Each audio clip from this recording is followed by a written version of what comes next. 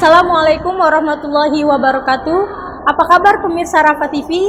Saat ini saya sedang berada di ruang dekanat lantai 2 Fakultas Dakwah dan Komunikasi, tepatnya pada tanggal 29 Maret 2023, sedang dilaksanakannya kegiatan audit ISO Fakultas Dakwah dan Komunikasi.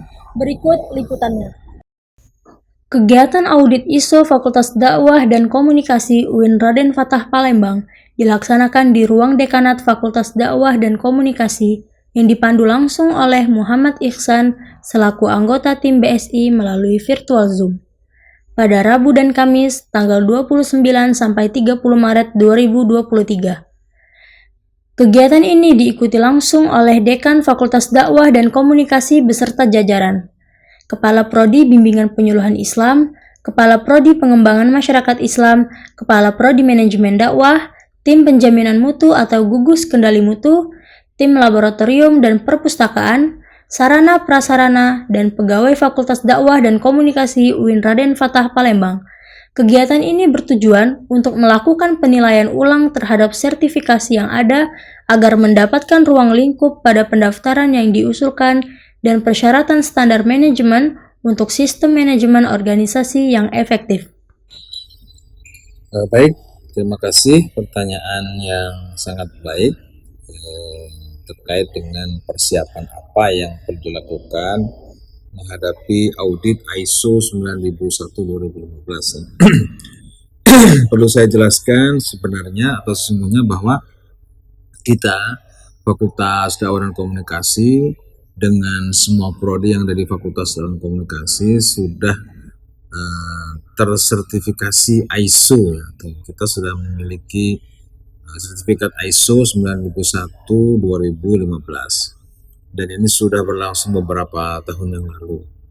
Nah, kegiatan ini audit eksternal namanya, ini adalah rutin dilakukan oleh dari pihak yang memberikan sertifikat, yaitu pihak BSI, dan ini dilakukan untuk memastikan bahwa sistem tata kelola atau organisasi yang di ISO ini memang dipastikan masih berproses dan berjalan sesuai dengan rambu-rambu yang ditetapkan oleh pihak penyertifikat.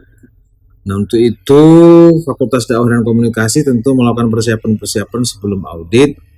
Pertama ya komunikasi dan koordinasi ya dengan seluruh unit yang akan diaudit, dalam hal ini semua prodi, kemudian di akademik ya, di akademik dan admin itu mulai dari kabak, kasub, termasuk perpustakaan dan laboratorium ya. Laboratorium juga dikoordinasikan supaya masing-masing menyiapkan diri untuk menghadapi para auditor dari BSI tersebut.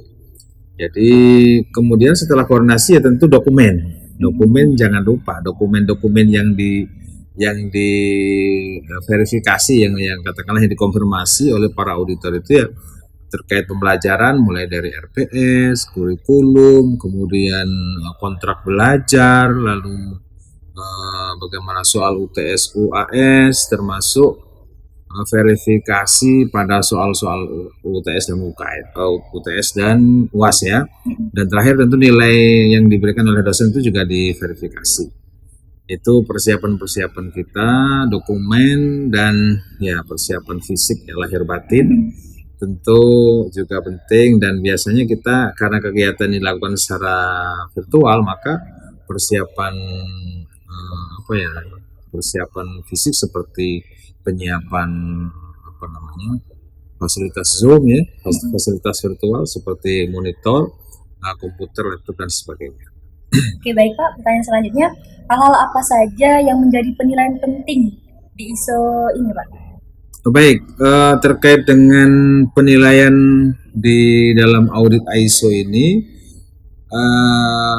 bukti atau dokumen ya, pasti dokumen.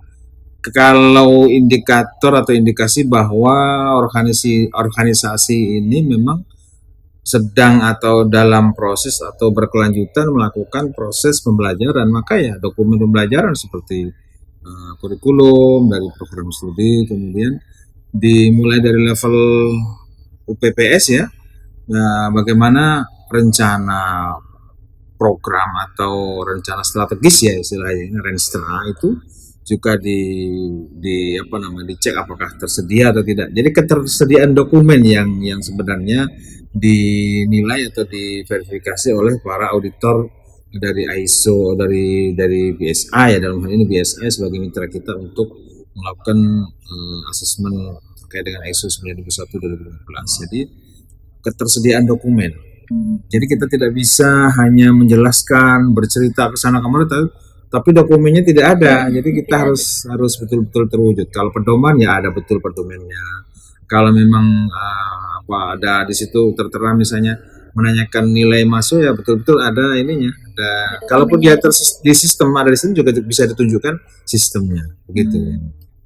Oke, baik Pak, yang terakhir Pak ya, harapan kedepannya setelah pelaksananya audit ISO ini Pak.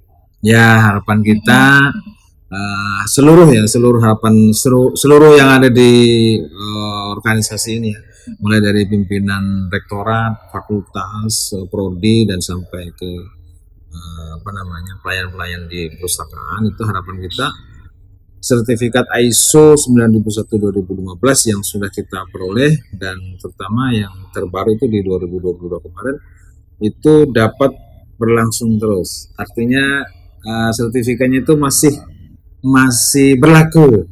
Kan ada kalau di audit ternyata tidak istilahnya tidak sesuai, maka itu bisa di-cut, artinya bisa dihentikan. Berarti tidak tersertifikat begitu ya.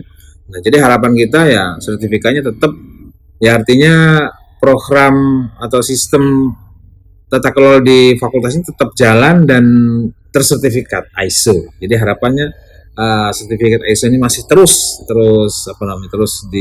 berlanjut seperti itu. Oke, baik. Demikian informasi yang dapat saya sampaikan. Saya Galuh Ajeng selaku reporter Rafa TV dan kru yang bertugas melaporkan untuk Rafa TV.